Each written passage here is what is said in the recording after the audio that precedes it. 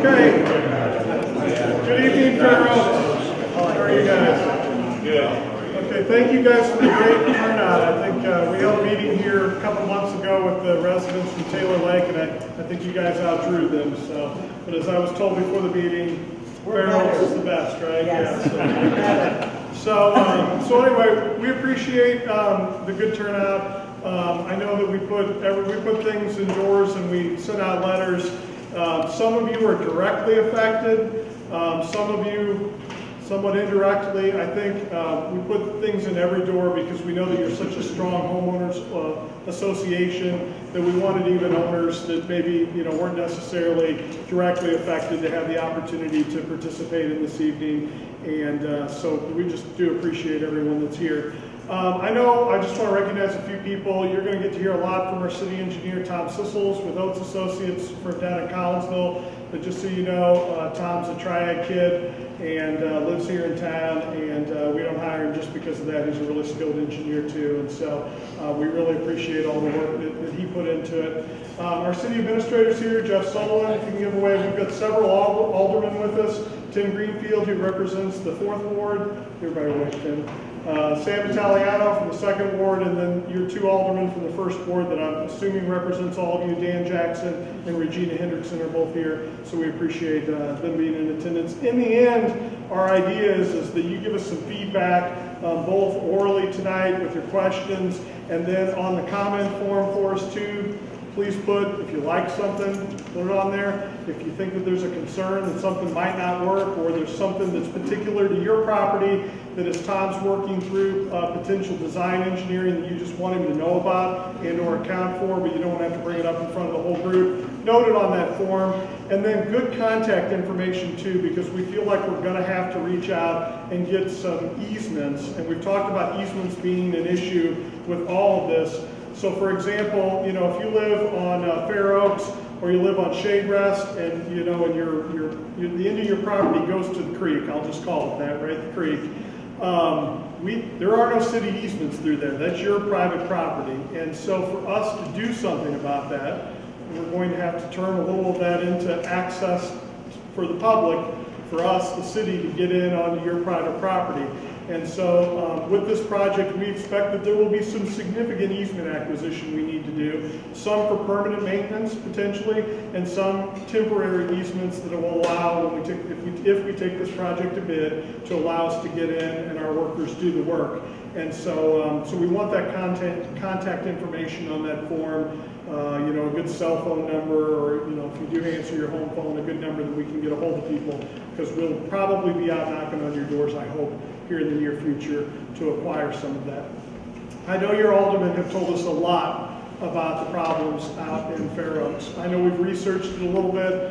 I'm sure Tom will comment on this a little bit more, but having kind of researched the history of this, it would appear that your subdivision was kind of one of the last subdivisions brought into the city before the state made significant changes to the stormwater drainage codes, the need for things like detention ponds. And then obviously, once the state adopts something, it always takes the cities a little bit longer to adopt that as well.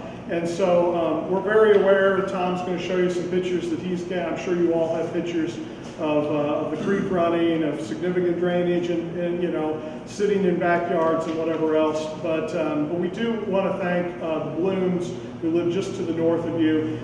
We've spent a significant amount of time, and that's been the delay in taking it so long to get to here, to get an option on, I think it's 3 acres of ground. Is it 3? Is it 2? 1. It's just 1 acre of ground. Sorry, 1 acre of ground to get an option on that to do the plan that we want to do required us to get that ground. And so I hope you appreciate that when we do that, we don't want to just scream from the rafters, hey, all of you are in the same boat and you guys will only be saved if they let loose of that ground. That always would just drive up the price. And so we've been spending a significant amount of time. They've been very gracious. We've worked with them to acquire an option that we need to exercise by April 30th if we want to do this. And we have budget money to acquire the ground this year, so we do have to move on that by April 30th. And so we're doing some geotech engineering testing to make sure that that ground is suitable to what we want. We're pretty sure it will be because there's a detention pond just to the north of there that you drive by probably to your house every day. And so we feel pretty good, like, that's going to work. We're in the process of doing that. And then Tom's going to describe, kind of everything else that we have planned in regards to that. But I just do want to thank you guys for your patience.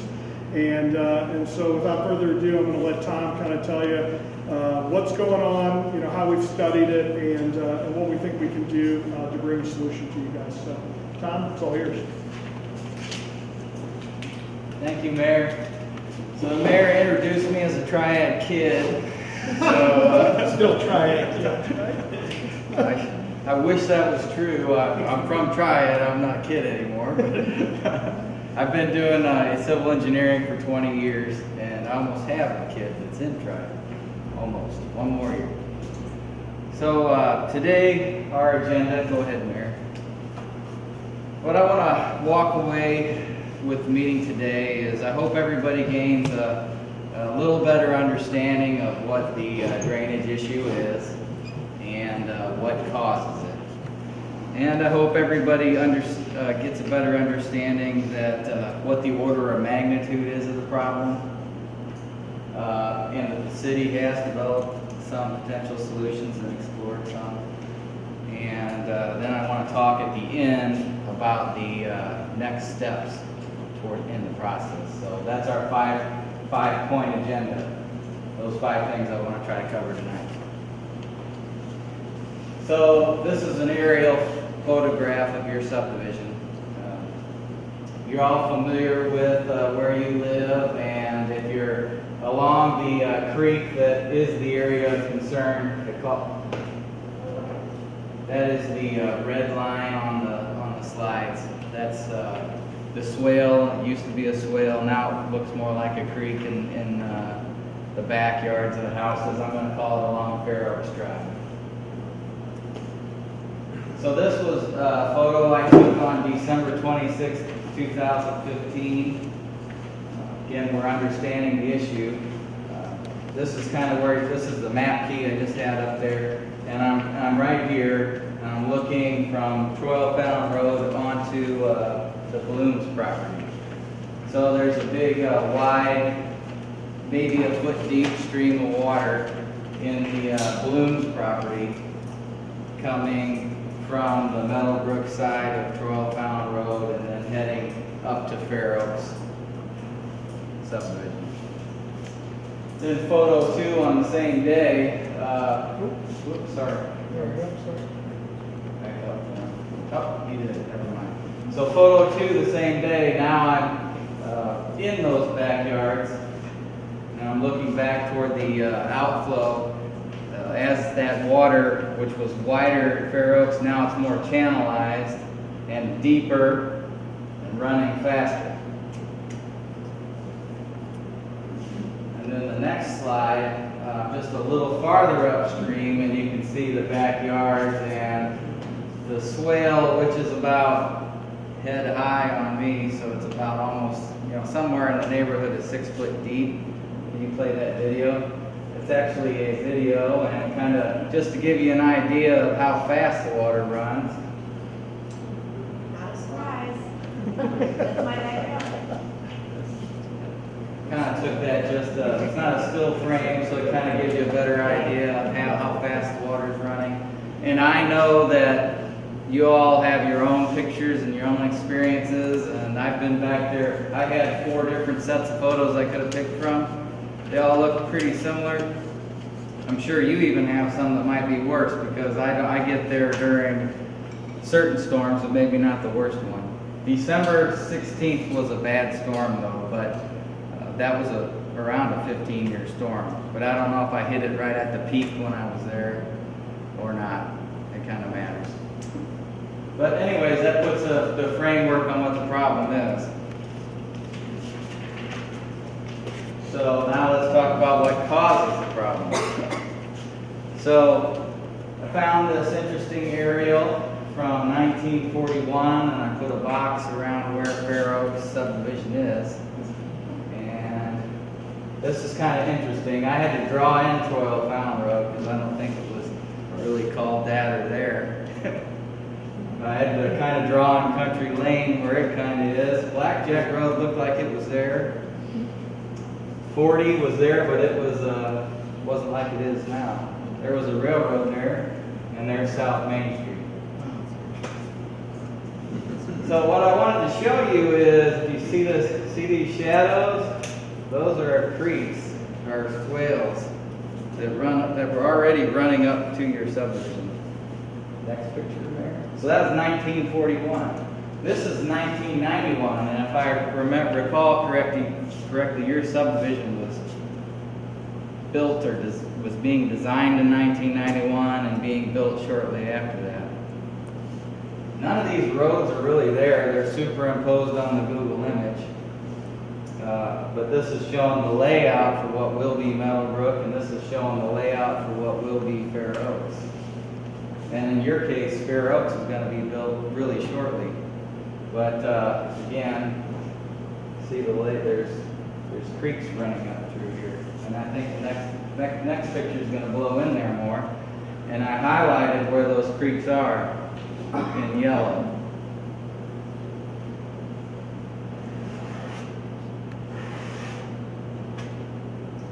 This is now the big outfall from Meadowbrook that we're doing a drainage project on now.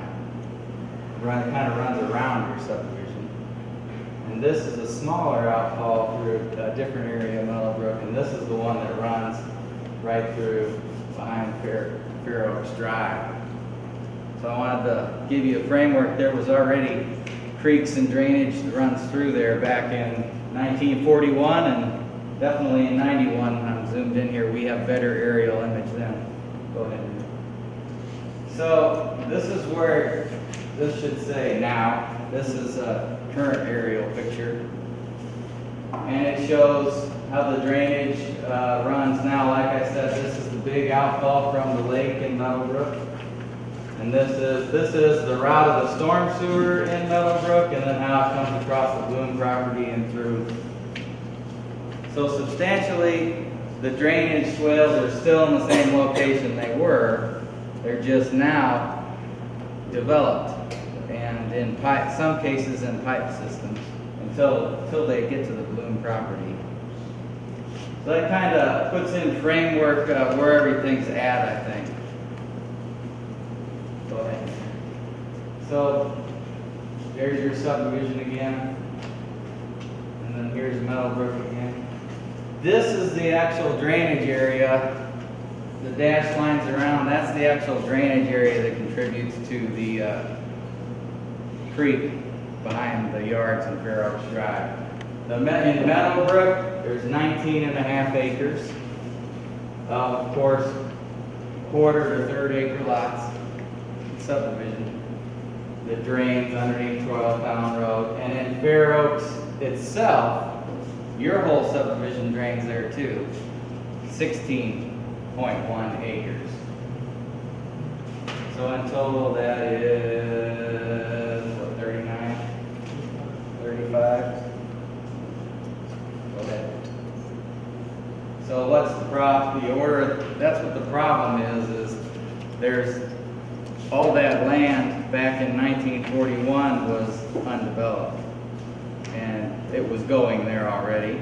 But now in 2017, and I know you've been having a problem before 2017, but in 2017, that same area is now developed with homes. And like the mayor said at the beginning of the presentation, none of that is detained. None of that runs through a detention pond right now. So order of magnitude wise, I'll get into this in a second. The problem's erosion, because there's more water going through there and it's going through there faster. The cause, the developer filled in back in the 90s to make the yards nicer, to grade your yards nicer. The developer did do some regrading and filling in of that natural swale that I showed you was art that went through that Fairoaks already. It was not, in 1991 when it was built, it was made more gradual. subdivision layout has backyards that are very close to where that natural swale was. Much more closer than we would allow on our new subdivision ordinance that we're going to be voting on when Monday night. Monday night. We require more of a setback from yards to creeks in the future.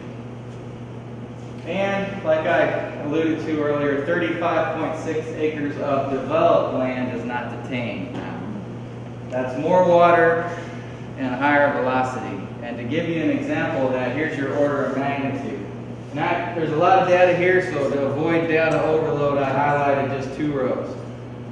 2-year storm, that's a storm that's supposed to occur every other year. A 1-hour storm event, it's a hard rain for 1 hour. We just had one of those, right?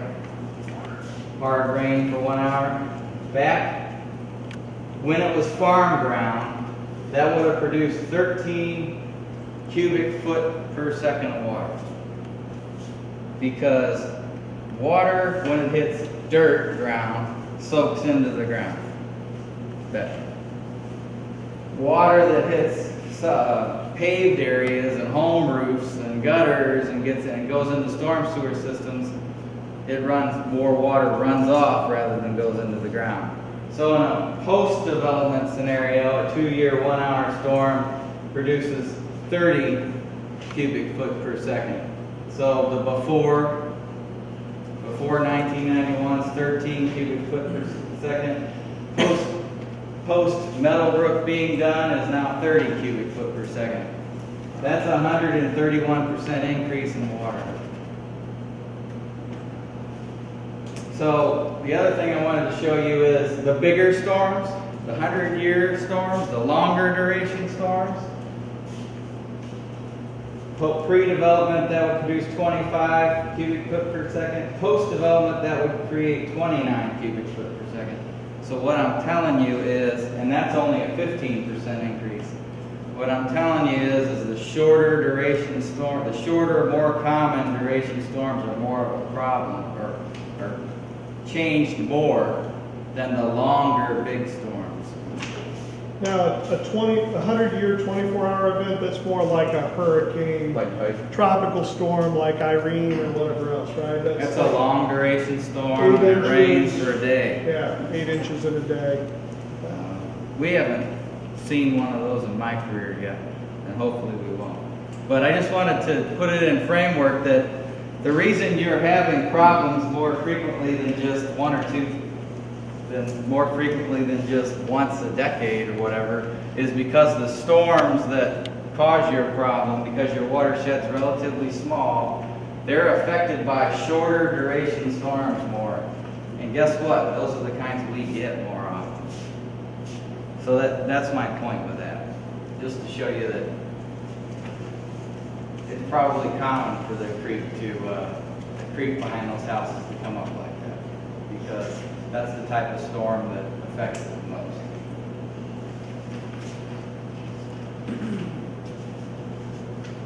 So we've explored solutions. Been exploring them for a while. Like the mayor said, we were in negotiations with the balloons for a while. So we've had solutions in mind for a while. And today we sit here ready to present them to you. So we could it would take a 48-inch diameter pipe in your backyard to convey that much water in a 10-year storm. If we did that, we could restore backyards, right? Because the water would be underground. It would address the symptom, which is erosion, but it wouldn't address the cause. The cause is still that all that area is developed and undetained and running through the yards. So if we just put a pipe in your backyard to restore your yard, we're basically kicking the proverbial can down the road to the next property. As soon as the water would come out of the 48-inch pipe at the end of Fairoaks, we would have high velocities, a lot of water coming to the next property. Is that where you built the lake? There's places, different places you could build a lake. The other thing is, permit agencies don't like putting big creeks like that underwater anymore, underground anymore, and the Corps of Engineers may not even allow that to happen. It's your property. They don't really encourage putting big creeks like that underground anymore because of habitats and species, and they just don't promote that anymore. If we applied for a Corps of Engineer permit, it would be an individual permit, and it would take, at least from my experience, 2 years to get through. They would scrutinize it that much. So on to option 2. The problem is the water's undetained, so solution 2 proposes to build a detention pond to catch the water coming off of Meadowbrook, detain it, let it out of the detention pond slower than what it currently is coming across there now. Basically, we want to restore the flow that runs through there back to its natural pre-1991 flow rate. That's the way we would design a subdivision nowadays. That would cost about $200,000 for the pond itself, and I'll show you where that would be. It would cost $100,000-ish. That's kind of a loose estimate for now. This is all conceptual. To regrade the backyards along Fairoaks Drive. But that $100,000 we've discussed with Madison County, that is eligible for a Heartlands Conservatory grant, which you guys may have got paperwork for that in the mail. When was that about? Yeah, the Heartlands Conservancy, real quick, Heartlands Conservancy applied on behalf of Madison County for an IEPA grant to use on what's considered the Upper Silver Creek watershed. I don't have a graphic on what the Upper Silver Creek watershed is, but I'll just tell you it's everything along Silver Creek. So we're talking, it starts in Madison County and like Troy and St. Jacob, and it works its way all the way up to like Worden and Staunton. And it's a there's like 9 sub-watersheds in Madison County. And so that Madison County actually researched that one first. And then they took all their research and they were able to get this $450,000 grant that they're hoping to put towards projects. Troy is the largest community in the Upper Silver Creek watershed. So we've reached out and said, hey, we want our share of the money. And so anyway, so we hope, and we've talked with them, they think that because of the erosion problem, again, it's an IEPA grant, so their IEPA is all about pollution in water, erosion control, silt control, things like that. And so we've kind of identified of all of our drainage problems in Troy, we think this one is most, and they have told us that they think that this is most appropriate to apply for monies for. And so they will fund portions of projects that are eligible. So like if we go and say, hey, we're going to fix this erosion here, they'll fund it at a 55-45 basis. So, you know, there might be $100,000 worth of this project that we can get $55,000 from this IEPA grant, and then the city's only on tap for $45,000. That gives you a little bit of detail. So the city has applied on the residents' behalf in Fairoaks subdivision for that grant. And I checked with them today, with Heartlands, and we don't know if we have it yet, long story short. They haven't announced, they're not ready to announce who's eligible and how much money. So we stand here today not in limbo, not knowing if the Heartlands Conservatory grant will cover part of the project or not. But we hope to find out shortly. To do the 48-inch diameter pipe, we need permanent easements. I forgot to mention that, to maintain our storm sewer system. to restore your backyards, we'll at least need temporary easements to get back there and run equipment. And there are no easements in the, that's another thing that we changed. We don't do this way on new subdivisions. There are no easements in your backyards that I'm aware of to maintain the drainage system that's back there. I call it the system because it's obviously conveying that water. In current subdivision, again, we would have an easement around a creek like that so that work could be done on it. So we'll need your permission to do anything. The third option we've looked at is construct a detention pond and put a 36-inch, because the water will be less, put a 36-inch pipe in the backyards. And again, this is preliminary, but I estimated this at around $450,000 if we did that. Again, I have the same questions as the larger pipe, only maybe to a smaller degree. Would they allow us to put that kind of a pipe in a natural creek?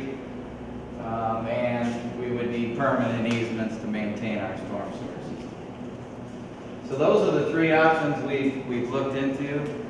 And the one that we're proposing to pursue and present to the homeowners today is option 2, which is a pond and potentially regrading the yards. Go ahead, Mary. So back to this aerial drawing again. This is where the detention pond would be proposed to be. It's in that yard, the front yard that fronts Troy Fountain Road that the balloons currently reside on. It would intercept the water from Meadowbrook and impound it and let it out slower. It will be designed to over-detain Meadowbrook because Fairoaks is a problem in itself. You don't have any detention yourselves either. So you're contributing to your own problem as well. It's just not all Meadowbrook. It's almost 50-50 as I showed with the areas. So the pond will be designed to over-detain this because, and let this water out even slower than it would have naturally before it was developed, because you're letting water in quicker within the stream. So we have to over-detain the Meadowbrook side. Does that make sense? A question on the pond. Isn't that in probably the lowest area of that whole subdivision where that's going to be on the Boone's property? Yes. How confident are you that you can get it built deep enough without it filling up with water first? Well, we'll get into that at the Okay. very end. Okay. I'll address that. That is where the pond, this is now north is changed north on you. We rotated the image. This is the Bloom's property, and this is where they reside, and this is the parcel in the front that we've got an option on. And that's where the white outline is where the pond would be. All this is preliminary. The shape probably will end up something like that, but we need to do more design. Go ahead, Mary. So that's a bird's eye view off the internet of that property. And then the next image shows what the pond would look like on a bird's eye view. This is where the water would come out and go down through Fairoaks. Will that culvert change? That culvert will not change. That is huge. But I'm not letting water, Yeah. it's huge, but it isn't the restricting pipe. The restricting pipe is going to be in the pond, at the pond outflow. So therefore, that water will be in the pond instead of in your backyard. So Yeah. he owns the backyard that's the house Right where the water to the first comes out. left of where the pipe, yeah, right there. And then there's a gentleman that called me, had to be in Washington DC tonight for work, but he owns the other side. And you guys have had, what, 4 feet of water? Oh, yeah. every bit of 4 feet of water. It 'Cause it overwhelms that Yeah. pipe that goes across the road to the rest of you guys. So right now, your backyards detain that water as it's pushing through that pipe, you know, to gain velocity, whereas this pond will detain it instead of your backyard naturally detaining it. So the size of that pipe doesn't, I mean, it's too big for what's going through there now. Hopefully we never see a rain, that thing's huge, you can walk right through it. Yes, you But that pipe isn't the one that controls the flow going through. I'm gonna have another pipe upstream of that. That's gonna control it. Okay. And then there's that same, similar image to the one that showed the standing water running through there in 2015. That's an image from Troy O'Fallon Road. These are images that we prepared, not just for this meeting, but to show the balloons what the pond would look like. So the next steps, and this will answer some of your questions. The next steps are, I believe on Monday, right?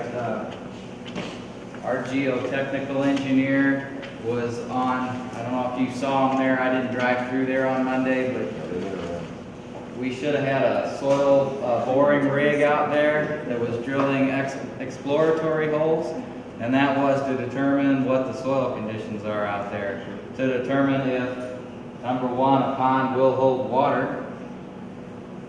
We gotta look for the right types of soils to hold water back, clayey soils, the stuff that 99% of us have in Troy. Right?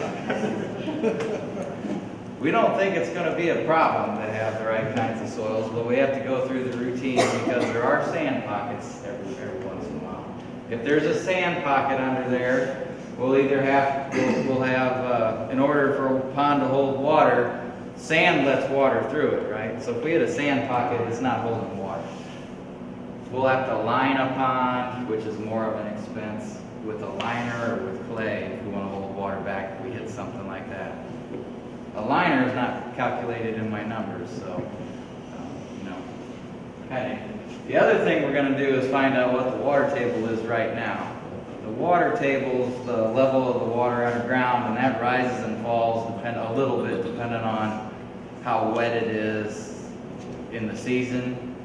It's been a little dry lately, so it might be lower than it usually is, but we know that. We know how to read soil boring logs, so geotechnical engineers do. So we're going to determine where the water level is. You might be surprised to know we don't need to dig this pond that deep because we're actually going to build the east half of it up. We're going to build a little bit of I'm going to call it a berm between our pond and the Bloom's house that actually is going to,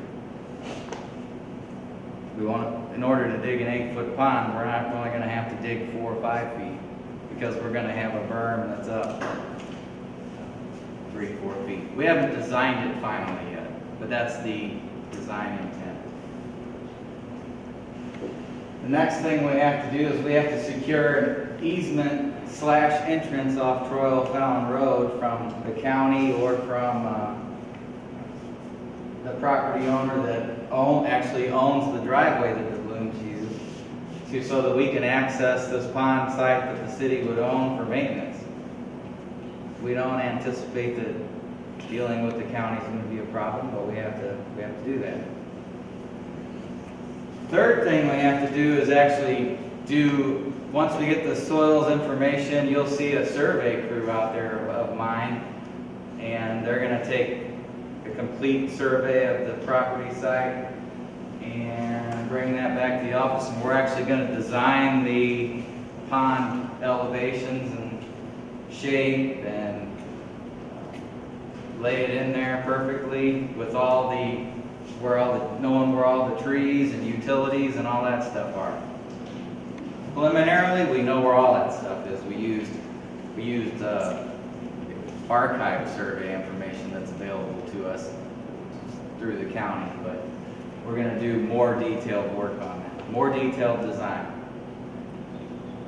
Next thing that'll have to be done then is we do have the city does have money in the budget this year to do this design, but there has to be a budget line item passed for the next fiscal year to actually construct the pond. So we have design money allocated this fiscal year, and right now the city's going through a budgeting process to determine what projects are on the slate for next year. And that process hasn't been done yet, so that's a step that'll have to be done. And the fifth thing, we've already talked about it, is we sure do hope that we can secure that Heartlands Conservatory grant that we've applied for probably 6 months ago. So that's kind of where we're at in the process. Do you want to talk through, hear me, I believe that you said that there were some statistics on the pond itself will hold a certain storm event without letting a lot of water out while it's raining. And I think it was going to be probably from the city of Troy's standpoint, a pretty impressive amount. And that we don't have a lot of neighborhoods and detention ponds that probably hold that much. Yeah, the pond design that we have outlined will impound 80,000 cubic foot of water. It'll be an 80,000 cubic foot pond. And it will hold back a 100-year 24-hour storm, which is the largest event that any city, including ours around the area, detains. You have to put a limit on somewhere. The levees along the Mississippi River are designed for 500-year floods. But yeah, it's typical for cities, and all the ones that I've ever worked in and known, cap their detention pond designs at 100 years. We're lucky we can get that here, because when we go back in time and try to retrofit projects like this, and other places in town are going through similar things, we can't get 100-year storms everywhere in town detained. We're dealing with one right now where I think our max storm we're able to handle is a 25-year. Yeah, and certain portions of it only 10 years, so, yeah. Now, one concern that I have is I noticed on your map back there below is you have this little red arrow on the left end here. I assume that's water entering into our system from another. Try to find a picture you're talking about. I think you're talking about that. Go back one more. The red arrow down there, entering. That's surface water, and the green is storm sewer. Still along the same line, even if that's not what that is, is part of your plan, because it sounds to me like you're designed to work for collecting that much water for our bad event with this, is the assumption. But if now you have another subdivision down this way, adding water, Well, is the future going to prevent this from being overloaded by other development? Yeah, the nice thing about all future development after Monday night with a favorable vote from the council is that all future subdivisions, if you take this plot of ground for the whole subdivision, the water for that subdivision has to be held on that property with science that's similar to this. And so I think over time we had areas where we had detention, but the developers weren't necessarily required to keep the water from their own subdivision on their own property. They maybe had detention, but it wasn't holding the water on their property. And Fairoaks would be a great example of this. I mean, you got a detention pond here in Turtle Creek, you got another one down here, and yet you got a whole area of water that's going somewhere else, right? We're not going to allow that in any future subdivision development. When you take a piece of property, all the water from that property is going to be contained on that property. Am I correct? You're correct. This guy wrote the new subdivision ordinance, so I'm correct in that, right? You're correct. So, so I think when we look at this, we say, you're never going to have any more water than this. That's the way it currently sits. If they were to develop the field south of Meadowbrook, they're going to have to put a very large detention pond, probably on the north side of that property, to handle all the other water that's coming up this way. And they're going to be required to detain it on their property. And so that's the problem is that we just didn't require. So this design should be stable for time for us. Yeah. We shouldn't have to worry about it failing. Like To elaborate on that, one step further, he's 100%. The other good thing, it's bad, it's bad that's what's causing the problem, but the good thing, the good part of it is your entire watershed that goes to Fairoaks is already developed. No more water will ever contributes to that. It's all developed. It's not like some of these other ones where there's farm fields yet to come. Yours is already there, so we know exactly what to expect, if that makes sense. And I think another important thing is this graph that Todd talked about here. You can take a look at what the flows were developed and not developed for Meadowbrook and for Fairoaks. And so, for example, out of this number, he's recontaining half of that in the detention pond and taking it completely out of the system, right? So, I think it remains to be said, we're still going to have to manage the water from your own subdivision that's in that watershed as it flows through the backyards.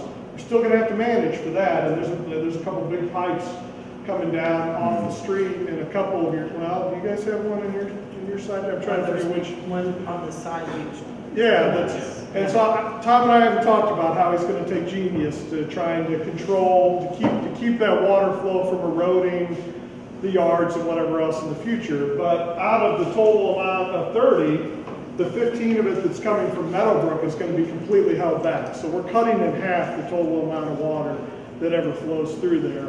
And I know, for you guys, we're containing it all in the pond. So, so the less water that sits there in your backyard in a rainfall event working its way across there, it's only going to be the water that's coming down. And again, out of this 14, if you go back to the map, Tom, tell me if I'm speaking out of, but out of this part of the watershed, part of it's right here, and and again, that's so out of the 16 acres that still has 14 cubic feet of flow in the middle of that 2-year event, some of it's taken out from this property itself, and so we're only having to contain the stuff that's coming directly off the streets towards you in this area, and everything from here over is now contained. I'll let you tell me. Hi, I built a mansion, our house is in the middle, and our property, well, still does, is on both sides of the creek, as you call it. I call it a disaster, but anyway, because I've lost my yard. So my first question is, you indicated that it wasn't graded maybe correctly when it was developed. So when you say you're gonna regrade it, how are you gonna regrade it? Yeah, that's, so what's it gonna look like? Is it gonna be more steep, or? Are you using the material that's there and shuffling it around, or are you adding material There's to the nothing area? there. We're gonna have 80,000, well, not 80,000 yards, because some of it's Oh, above the stuff ground. you're taking out of the We're gonna have a significant amount of dirt available to us from digging that pond up. Right, but will it be, I mean, When I mentioned that it was graded incorrectly, it's not graded that it was graded incorrectly, it was that it was graded as if there wasn't gonna be that much water running through there. And so, it was graded as if 12 CFS of water was going through there, not 30. So guess what Mother Nature does when you have a ditch that is graded out and can only handle 12 CFS, and 30 CFS is going through there, it creates its own channel, and that's what it's doing By right grading, now. you mean add material. Adding back, yeah. so the surface level, I mean, it'll look like it used to? You can just kind of imagine where the soil was? We're gonna have to have a swale in there, because there's still gonna be 12 CSF, there's still gonna be Water? there's still gonna be water that goes through there, but it's gonna be back at that 12 CFS rate. So you are gonna have a swale through here. It isn't gonna be completely flat. You're gonna have something that's not 6 foot deep. I haven't designed it yet, Okay. totally, but it's gonna be something that's much less than 6. I hope it's gonna be 2, 3 feet deep. And is it gonna be lined with anything, or is it just gonna be soil that'll erode We it? need to design that. It depends on the velocity that's going through there. This is all part of the work I gotta do yet. If the velocity is over 5 foot per second, 6 foot per second, drop a leaf in the water, see if it goes 5 foot in 1 second, it's gonna erode soils typically around our area. So if I can get the velocity, and I can predict what the velocities are gonna be once I have my design completely done. if it's gonna go too fast, we're gonna have to put something in there to line it. And I can tell you now, I can tell you places we are gonna have riprap. Without designing it, I can tell you we are, without a doubt, probably gonna have riprap at these pipes that dump in. Well, it used to be. there. Alan, that's right, between. It was there 10, 11 years ago. It's Yeah, all gone. I think the end And fell off everything we of it. put there since, so. So my other question for you is, what happens when it leaves, when it goes to like Massachusetts and your property? Where does it go? Does it, and it goes to a tributary, associated tributary, or where's it going? I don't have a I was gonna see if we had I don't have a map that shows where it goes, but it's going to eventually Silver Creek. So it's gonna go along 40, Yes, like it does now. but there's none, and it's just gonna go naturally. Naturally, yes. The property, basically it's gonna go in the natural creek back to Silver Creek like it does now. But we're gonna reduce our water coming out of our area, dip back down to pre-development rates. But in the overall Silver Creek watershed, what we're doing here is not gonna change the Silver Creek. That's probably a drop of water in the bathtub. It's a big deal to you guys, but for the whole watershed, it's just gonna be a drop of water for that. I mean, I'm not substantially gonna change flooding in Silver Creek. We know that floods too. And I understand that until you design it, you're not going to know like where you're going to need, what points of entry you're going to need into the work area. and everything. No, this is just an information meeting to establish where we're at in the process, and we haven't kind of let you know that we're getting ready to do design and that we're gonna be having a survey crew around in the near future, maybe in your backyards, and so discussing points of access and easements. I think the other important thing is that we have until April 30th to exercise an option on this ground and pay for it out of what we have budgeted this year specifically to do this. And so, we wanted feedback from you. Does this sound like something that is worth both of the city's engineering time and its investment in terms of acquiring the property to move forward? If you said, come hell or high water, literally, right? We definitely need that 48-inch pipe in our backyards. Well, then we want to hear that, right? But we think that we've looked at it, and I'll never forget the day we were out, and Mr. Bloom came walking down, and he said, gosh, I'm sick of mowing this. The city ought to buy this, right? And he walked away, and Tom said, yeah, I think we want to buy that, right? I was just sitting here thinking, and this might exactly work itself out. And so we're at the precipice of doing that now. And so we wanted to be able to get in front of you, and believe me, I run into a lot of you, and it's been, what are we going to do? What are we going to do? What are we going to do? We wanted to get in front of you and kind of tell you our plan for it so we can get ready to make the next steps, in doing it. And I think easement acquisition is another big thing. To be real honest, we don't want to have to pay for easements, right? We're going to try to bring, $200,000 to $300,000 worth of drainage improvements to improve your neighborhood. And so we would really love for you to give us the easements for free, to be real honest, right? We don't want to have to add to the budget because we're going to pay each one of you $2,500 for a temporary easement, right? I think it's important that if we come through your side yard, that we restore your side yard. As I was telling a few of you before the meeting, we're going to need some points of access for the work. And so as he figures out that design and he looks at grades and other things, at some point we're going to say, well, we'll probably get the best price if we can come through on the widest, least graded, least steep area to get our equipment in, because we're going to have to move 40,000 cubic feet of dirt, or whatever that number is, right? Cubic yards, or whatever. Cubic feet would be better than cubic yards, right? But we're going to have to move a lot of dirt. We're going to have to do a lot of things. And so in the end, his design process is to create a second set of documents that we can put out for bid, and then we can accept the low bidder, as we always have to do in government, right? We accept the low bid and then allow people to come in and do the work. And so I think it's important for you guys from a feedback standpoint, and we love it orally, but we'd also love for you to write it down on your sheets and give it back to us this evening. Do you like the plan? Do you think that it'll solve the problems, in your property? Are there any specific things on your property that you've got questions about? Maybe where your fence is, maybe where the street drain comes down in the side yard, maybe it's where your gutter drains come, maybe it's something specific that you feel like you really want to let Tom know. And again, that contact information, so we can call you and talk to you about it. But the council's going to have to make a decision, or I'm going to, actually, I've been given the right to do it. I'm going to have to make the decision to hand over $45,000 to the Blooms and acquire that property, and then it's in the city's name. And we have it for a long time, because I don't think we're going to sell it to anybody else just to mow it. And it's really not worth being built on. So that's important to us. And then your aldermen here are going to have to advocate on your behalf to get construction money into the budget at some point. I'm sure if we asked you, you'd say, we want it in there next year. And so, you know, but it's a part of other things that are all competing for space in our budget for the next year. And so we certainly wanted to get feedback on that so they can act appropriately too and try and get your problem solved as quickly as we can get it solved. Okay, so you asked if we thought that this would work, so we're not the experts, that's why you're here. So what if it doesn't work?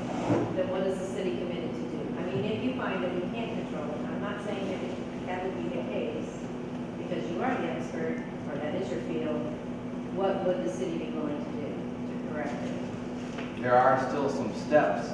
Those 5 steps I put up there can still kill the idea. They'd be back to the drawing board. Back if to the this- drawing board if the geotechnical soil work does not show that it's proper. Then you don't have a plan for it. That's all. We don't have we do have other plans, but we don't officially have anything worked out or budgeted other than this right now. This seems like the best plan right now. I'm fine with that. And then the other thing is, assuming that that works, and assuming that the city passes this in their budget, I will go to as many meetings as I need to. Because I'm tired of it. What would be the timeline? Just a what if kind of timeline where you have to start? Because a while ago, there was something about you can only do it in the winter because of something downstream. Well, I know we had somebody who used to live in your subdivision that works for a different firm that indicated that there were some bats in the backyard. And I don't remember exactly what kind of bats. I don't know. Indiana bats, sorry. They can Not the only- ones from Missouri, only the Hoosier bats. You can only clear trees from October to March 1st for Indiana bats. Okay. But I'm not gonna sit here and say that we are going to clear the type of trees they roost in. I'm not willing to say we can't do this project anytime with that. That's something I've heard from the grapevine from previous work that was done. Indiana bats only roost in certain types of trees, and I'm well versed in what they are. And when we identify what trees, if any, need to be taken out, I'll be able to evaluate whether that's even an issue. I think the other side of it though too is going with the larger culverts would require the Corps of Engineer permit. Isn't that a And good line? the Corps of Engineers are the ones who will say, well, you've got Indiana bats. Yeah, I've done this before. Yeah. They say that, but they also say that I have the right to evaluate what kinds of trees. I have the right to, they say that Indiana bats are in the area. And then I come back and say, yeah, but we're not touching any of their trees. And then it's okay. Or if we are touching the trees, then it is, yes, you can't clear that tree except for between October and March. It's not every tree. It's not a blanket, no-brainer, you can't do anything, like I've heard it described. So will the core drilling and the results be done before that option passes? Yes, that's why we've been working really hard to get the option done, through that agreement to gain permission to enter their ground and do that drilling, and we expect 2 to 3 weeks, or 2 to 3 weeks away probably. We from asked having- for 3-week turnaround. Yeah. So that happens before April 30th as well. So. So I know you haven't designed the pond yet, but will it be deep enough to always hold water? The reason I ask is just for like the swamp smell that's going to blow across the subdivision. If it gets to that 1 to 2 inch marker, how deep do you think would be like on a continuous basis? My intent is that a quarter to a third of it will be 8 feet deep and the rest of it will be at least 4 or 5 feet. At that point, it could be stocked with why 1/4, that's why 1/4 of it has to be. Tom, I got a question. I live kind of all the way at the end of it, so I'm at the Grand Canyon. Okay, you're at It's about 50 the foot. most water spot? So does this encapsulate, because what I worry about, of course, is my house sliding off the hill or hitting the road on the other side, and more water is kind of directed, smoother downstream as we go along with the improvements. But is it going to be all the way through the improvements or just up in front where they turn? Because there is a big turn down there. I don't know if you've been down there and seen, but it's starting to erode pretty heavily. Yeah. I've walked it, My but neighbor's house. I wouldn't be truthful if I said I have your property committed to memory. Okay. But what I will say is we can build the pond and reduce the amount of water that's going through there without affecting your yards. But to restore your yards, we're gonna have to go through there with survey crew, identify all the major issues, including scrutinizing very closely your yard. If you're the last one, you're the one that has the most transition issues, because I have to, when we bring in material to fix the rest of the yards upstream of you, somewhere I have to return back to the natural channel. So our intent would be to return to the natural channel on the property beyond. So that's going to require talking to the property beyond. That would be my hope, is that person would play ball with us, There's so that not, we could address your property fully.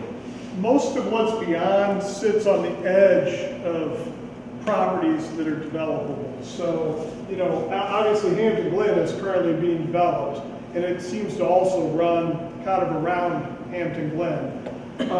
The property that's to the north on 40, I've looked at, in fact, the empty property that's across from Henning is, somebody's marketing the property for sale. There's about 45 or 50 acres along there that kind of sits, that creek and the old railroad right away kind of run almost together in some ways. And so, the nice thing is once you get out of the middle of your subdivision, everything else is kind of on the sides of subdivisions. So it doesn't necessarily have the impact to backyards as what's coming through the middle of yours. So, and again, any new subdivisions, there could be a requirement for detaining things, right? So, let's just say somebody builds a subdivision right here, we might require them to detain some of that water before it moves through the middle of that subdivision. Just kind of like we're detaining this right here before it moves into your subdivision. So there's some options there in terms of the future. Are there, for water that drains off the streets from the side drains into the main drain, right now they just tee into the ditch. Is there a different way to do that to make it flow into the main ditch better? Sure there are. There's a lot better ways to do it than the way it was done. And that's stuff that we're going to have to study. For certain, we're going to want to put flared-in sections and riprap back in there, but there's also other things you can do. Put a structure maybe at the end there and turn the pipe maybe so it angles more towards the direction of flow is something that's commonly done. We even use something out of Northwoods called a scour stop, and it literally, they shoot 3 feet into the ground anchors, and it's almost like a webbing that's along the ground that the grass grows up through. And so when higher velocity water comes out of the pipe and kind of lurches to a stop as it slows down, it keeps the soil underneath of it from eroding a little bit. So there's some I don't know if we'd use that. I don't want to overcommit, right? But there are some interesting technologies out there. If things proceed positively through like the end of April, do you foresee like having a meeting when you could show us the solutions that you plan on doing with option 2, or? Yeah, I mean, I think that we're going to have to walk, he's going to have to design it to figure out what easements we need. And then at some point, we're going to have to come out and walk your property with you to get those easements acquired. And so I don't know whether or not we can probably do it both ways if you wanted to. you know, we're gonna have to work individually with you to talk about how it's going to influence your property, and obviously, we're talking about bringing a lot of soil in, so that'll be a good discussion. You know, I can't tell you guys how nice it is from a city standpoint to have such a functional homeowners association. And so, you know, if you feel like we need to get back together as a whole group, we certainly would be open to doing that. And, you know, if you feel like it's better off one-on-one, we get in and actually look at each individual properties, you know, we certainly would be happy to do that too, so. There are a lot of questions about what's gonna happen in your backyards. And we're gonna have to get a survey crew out there right away to evaluate this before April 30th, so that'll be something that you'll see soon if this moves forward after this meeting. You'll see yellow vests back there, so just letting you know, we'll be back there. Tom, can we get your email? Yes. I'll give it to you after, I'll write it down. Are you proposing option 2 based on cost or effectiveness? Are you just looking at it from, because obviously it's the cheapest, right? 255,000 possibly. But if we have to revisit this in 20 years, then that's kind of money that's just wasted, in my opinion. So is this solution based on low cost or something that's going to be effective for the long term? This is a long-term solution because it's a detention pond that's not going to go away. And velocity, the flow is going to be reduced, and velocities are going to be reduced, so the swale should be stable, and it shouldn't go anywhere. And actually, it isn't the cheapest option. Just putting a pipe back there is about the same cost. But it causes all kinds of. It causes, it doesn't. Which would need to It be doesn't, solved. it doesn't fix any of the problems, it only fixes the symptoms, right? I think you described it best to say, it's only fixing the symptoms, erosion. And it's gonna do nothing but push the erosion a different I place. suppose my curiosity is you kind of breezed over option 3, which involved both the pond and the pipe going through the backyard. And so I wonder if that's going to be something that is significantly more effective. Is that? I think that's a good question. We've talked a little bit about that. I think it's our responsibility to represent the whole city, too.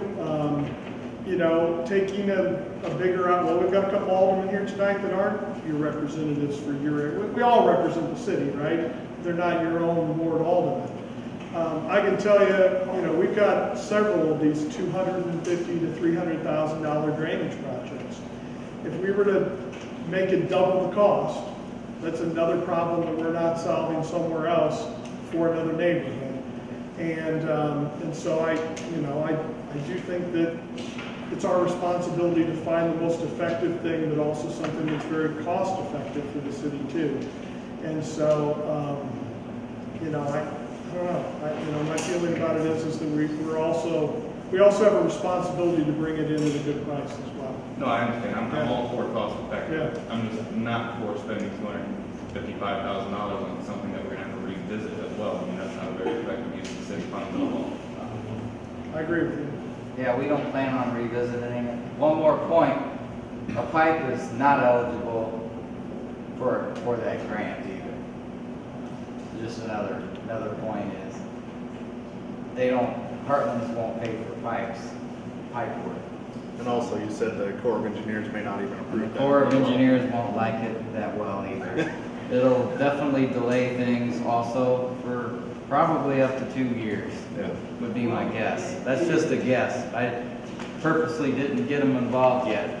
You're planning for a solution in 2 that'll work, but realistically, it didn't work as well as you're hoping. Option 3 is still possible. I mean, once you Yes, get it on, you know, if later on this is not working as well as it should, you still have the option to add the pipe. I mean, the reality goes back to, and I'm trying to figure out which slide it is here, but back to that chart, right? You know, in the end, you've seen 30 cubic feet per second over, I'll call it 20 years, because I think that back in '97, that was still pretty much a swale through there.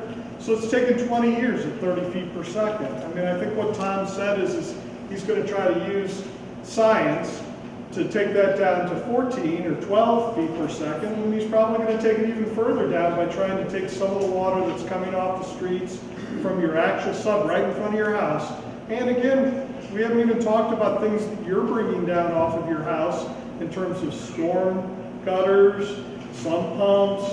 I mean, there's a lot of pipes sitting there like this in that creek that come from a lot of different places, and some are directly off of your own roofs. And so I think, you know, he's going to try to use science to try to get that number down as small as we possibly can.